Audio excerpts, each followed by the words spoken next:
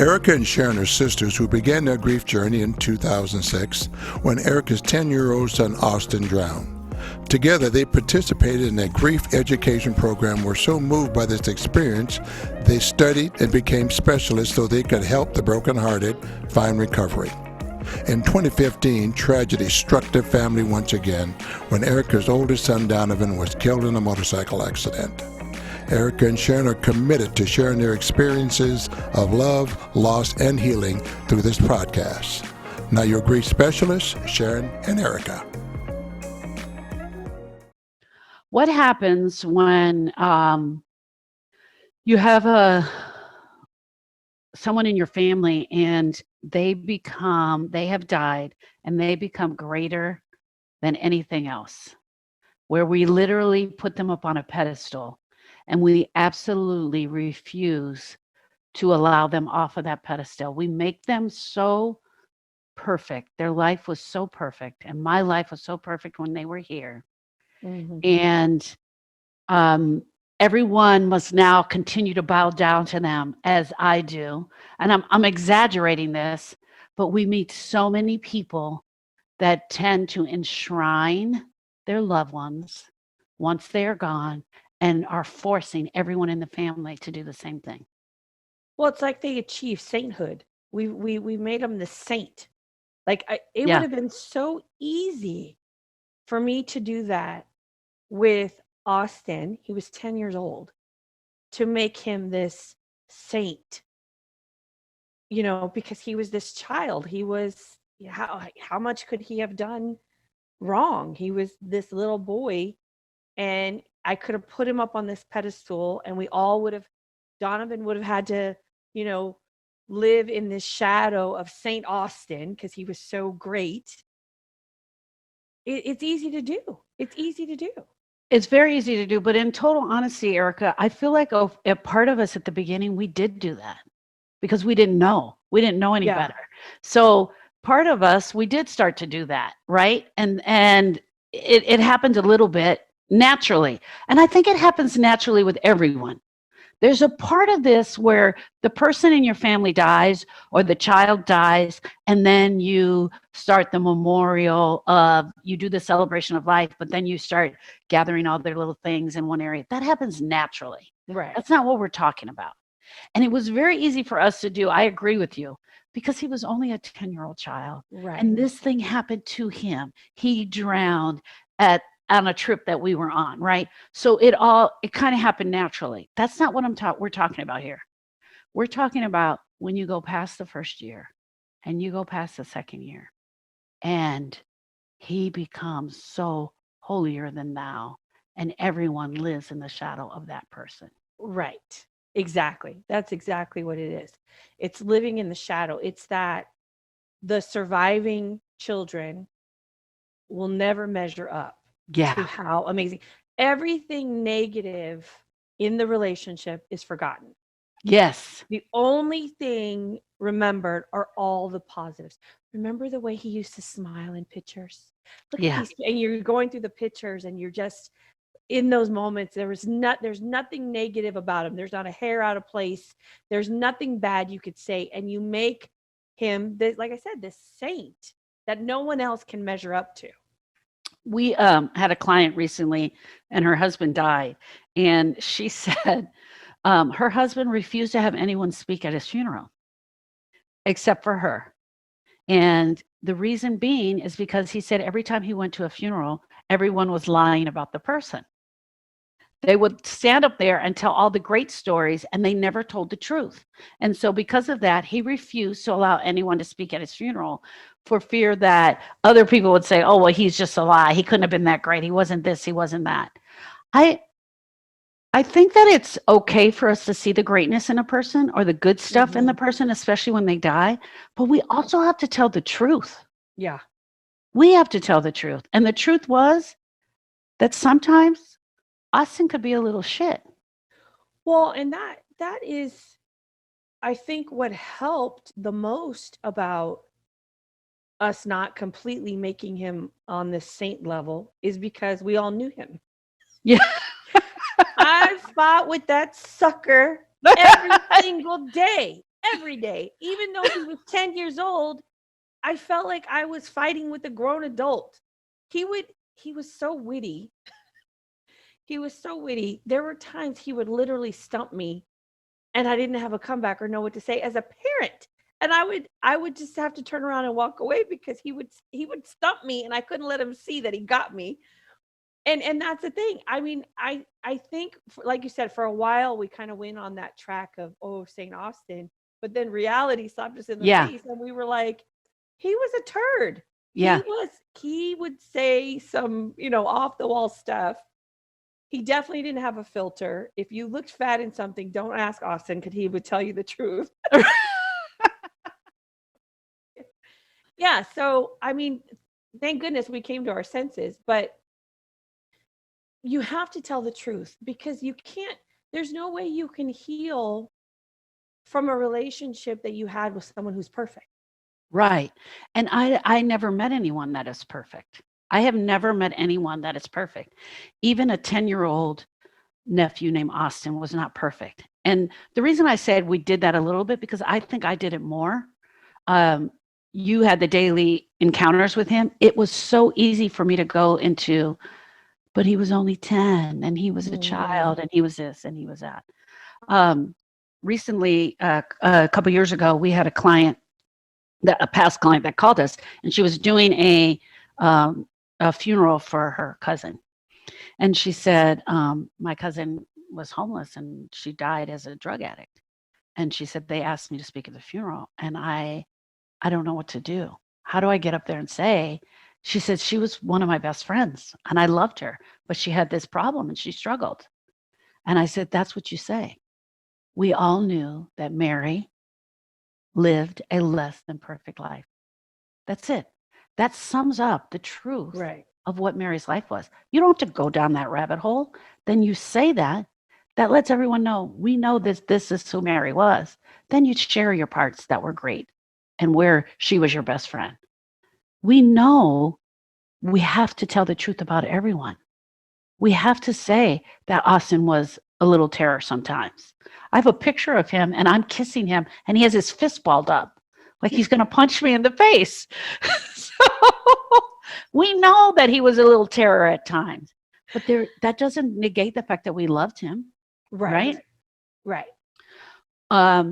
You had a picture, and I share this quite often when we're teaching. We had a picture of Austin from, I don't know, what is he, 8 months, where they had the angel picture taken of him?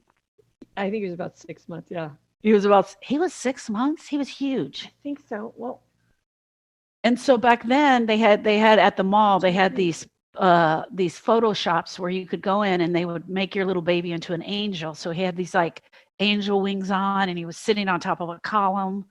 Yeah, and he was older than 6 months because he was walking. That's why his face is scraped up because he had fallen off the steps. So here we had this picture. Not only are we enshrining him, we have this picture of him to enshrine him with, and we actually put that on the pamphlet. It was on the back of the pamphlet. Yeah, this picture of him dressed like an angel, right? So I feel like that, even though I love that picture, it kind of helped us to go to that place at times, right? So literally we did enshrine him. We enshrined him in our minds. We enshrined him in our heart. And we just are so blessed that we didn't stay there and that you didn't make the rest of your children bow down to St. Austin. Right. Yeah, because that's what I was thinking. I think when I saw this topic, that's what resonated with me is, what if I had done that and then created this image that Donovan and Jordan would never have been able to live up to, of this perfect Saint Austin. And there are people who do that. And so then the children feel this sense of inadequacy that they'll never measure up to this perfect human that was once here and is gone.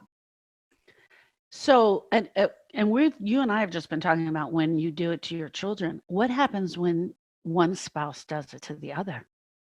Yeah. That can happen. It happens all the time. One spouse puts the enshrines the child or the mother or their ex-husband or their first marriage that their wife died, right? They enshrine her or him and they bring that into the marriage, and the other spouse can never live up to that. Right. It's like you're the ghost is part of the marriage. It's like now Yeah. a throuple Yeah. because now you have this other person who's in the marriage, and no matter what you do, you're never going to do it as good as she did it, or as good as you're not going to say, uh, the things as well as he did. So yeah, it's like you have this ghost that's there, that's holding you back from achieving a level that you're looking for in your relationship. The other thing is enshrining keeps us from healing. When Right. we enshrine someone, it keeps us from healing because they become so perfect in our eyes because, and you and I say this 100 times a day, we have to tell the truth about everyone. We have to tell the truth first about ourselves. I thought that he was perfect. We have to tell the truth about what's in our heart. And we have to tell the truth about the other person. And telling the truth about the other person says that one time I went to the bank and Austin wouldn't get out of the car. And so I ended up leaving him in there, and it became this big thing outside the bank that I left a child in the car. And I called you and I was like, your kid almost got me arrested, because that was the truth. He was so stubborn at times. There was no getting around that. But I completely forgot that story. I went into how perfect he was. And he was my little Right. angel. And he was this and he was that. When actuality, when you break it all down and you're willing to tell both sides of the story, sometimes there's ugly in that story. Yeah. And it's not that you love them any less because there's ugly. Right. You still love them the same. Your grief is still heavy, and it's a lot, because grief is the price we pay for love, right? Yeah. So your grief is the equivalent of your love. Doesn't mean that you're going to grieve for them any less because you admit that they had faults. Austin was stubborn. Donovan was selfish. Donovan, as much as I love that boy, he was selfish. And I have to tell the truth about that. I have to acknowledge that. I'm not Mother Teresa, and I didn't raise these two perfect beings. It's not possible. I'm so glad you finally said that. Just kidding. I don't think that Donovan was selfish. I think you're wrong. He was pretty boy. Well, he was. And he knew it. Oh my God. Yeah. Well, selfish and conceited completely. Completely. No one loved Donovan more than Donovan. Oh my gosh, that's too funny. Okay, and I'm only going to touch on this because I don't want to go into it, but the opposite of enshrining someone is also bedeviling them and making them out to be the worst person. And Right. I think they're equally as hard to deal with, and they need to be brought out and told. And bedeviling is when that person becomes the worst person ever. And we see this a lot in divorce. The marriage ends, and all of a sudden he was the worst person ever, or she was the worst person ever. So it's the opposite. The reason I don't want to touch on it is because I know we're going to do our own show on it, but coming up soon. But that is definitely the opposite of enshrining someone. Yeah, and that is also easy to do when especially when you have a parent that had like an addiction, or anyone in your life, a sibling, a spouse, anyone who had an addiction. It's very easy to bedevil them and make them like they were the worst thing, but they weren't always that way. There were good parts to them as well, and when they're sober, they're different. So we definitely are going to do another show on that. But definitely good to be aware of that you can do that without knowing it, just like you can enshrine. Exactly. Now, we don't always enshrine and make everyone in the room enshrine. Sometimes we enshrine on our own, and we enshrine them in our heart. Right. And when we enshrine them in our heart and we don't say the words out loud, it keeps us stuck exactly where we are. And we don't move towards healing. And we just stay in that spot of grief and misery.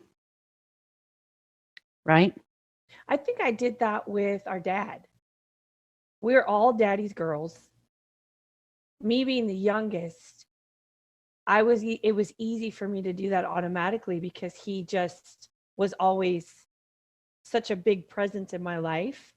Because I didn't have to share him with anyone. By the time I was coming up, you guys were all gone living your adult lives. I was the only one at home. So I had pretty much my whole childhood just with our parents. So I got all his attention, all of the conversation. So that was easy for me to do with him. When he first died, I didn't want to move through the process because I just made him my world in my heart. I don't even think we ever talked about it, but that's what I did. It was like, I can't do this grief because this is my dad. He's my Yeah. hero. He Yeah. was my hero. And I did that for a little while until I was like, okay, snap back to reality, sister. Get yourself in gear. And I think also because I had to leave, after the funeral was done. We already lived in Texas. So I had to say goodbye. Lewis and I got in the truck and we drove back here to Texas. So I kind of went through this whole thing, by myself. I didn't have all you guys to just tell the stories like we did after Austin. We told all the stories. Remember when he wouldn't get out of the car? Remember when he did that? And so we kind of kept him a little bit more human. I just enshrined Dad when I got home. I think there's healthy enshrinement, Erica. I think there's a healthy amount of enshrinement that should take place and does most often take place. Enshrining or bedeviling. I think there's a healthy part of it that takes place right immediately after, because that's what helps catapult us to the next level. I think also while we are enshrining, we're also in our zombie state. So our brain and our heart are not thinking correctly. We're completely walking around like a zombie. And we are thinking of all of the happy moments and all of the perfect times and everything that was great. But then what starts to seep in is some of the truth that, Daddy was a big yeller screamer, and he did cuss a lot, and he did drink at times, and he did do all of these things, So those stories start to seep in.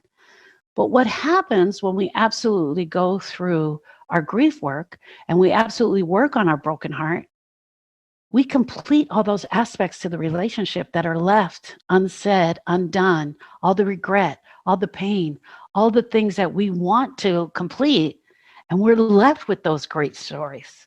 We're left with those great stories in our heart. And we can literally look at the ugly times and we can be okay with them. We know that they happen, but we unplug that energy. Absolutely. And that's the greatest thing about this process. That's one of the biggest things that we want to convey to people, why it's so important to find something like this. Because what we do is we acknowledge the ugly. We see the ugly for what it is. We speak the truth about the ugly, but we unplug the pain that's caused by the ugly, and we leave them with the enshrined heart, the good, the smile, the joy, because that's really how you do want to remember your loved one. We're not denying that there's ugly stuff. We're dealing with it. We're letting it go, and we're leaving all the good. Let's discuss a couple of things of the problems that enshrining can absolutely cause. So number one, it stops you from moving on and moving forward and getting healed. Right? Yeah. It creates also, I was going to say. Go ahead. I have a feeling our number 2 is the same. Go ahead.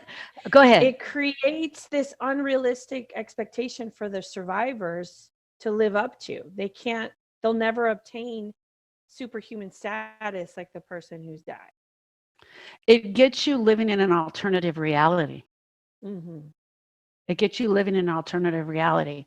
And because of that alternative reality, you can lose family and friends behind it.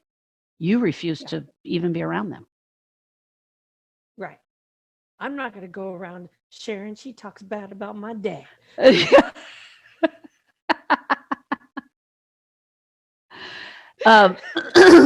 It also can cause you to do a physical memorial that stays up forever. Yeah. It causes you sometimes to become what we call a grief queen. You're in your perpetual grief state. You get stuck in your grief state. 5, 10 years later, you're still making posts about them as if they were sitting next to you. Yeah. And basically, I think the biggest thing is it just keeps you from moving on. Yeah, you definitely get stuck. It's so easy to get stuck there because you feel all, it's almost like what we want for you is to feel all the positives and to love them with all of your heart, but you have to go through the process and feel the Yeah. ugly, speak the truth, and then circle back to the good. So it's like our program takes you through everything and ends you with an enshrined heart, but we've walked through all the ugly. When you just stay there without Yeah. admitting all the ugly, yes, it's impossible to move on from there. And then, like you said, you start avoiding people who want to talk about, remember that time Yeah. when Austin did this, and you just, that will enrage you. If that's happening, you're in a problem state. Yeah. Yeah. The number one thing I think I want to leave you with is even just in your own, for yourself, it's not something you have to share with anybody, but write a list of all of the good, and write a list of some of your memories of the things that weren't so perfect, that were less than perfect, so that you know you're in that state. That doesn't mean if I have a 2-year-old child that drowns, right? They're saying I have to find bad things about them. That's not what we're saying. We're saying tell the truth. Tell the truth Right. about how you feel. Tell the truth about whether you're enshrining that child or not. Tell the truth about whether you're having the family members. Because it's not about looking at just the person, it's also about looking at yourself, where your Right. own heart is. Right. Right. And like, if Austin would have died at 2, he had some Yep. little stinky traits, at 2. Yeah. Yeah. So it's acknowledging that even 2-year-olds can have, the terrible twos. They don't call it that because it's Yeah. a picnic. Yeah. Yeah. So Exactly. it's about speaking the truth and being honest. That's the most important thing. I think that's the best advice we can live. Right. That we can give. Speaking honest, always, about ourselves and about them. Thank you, ladies. Bye, friends.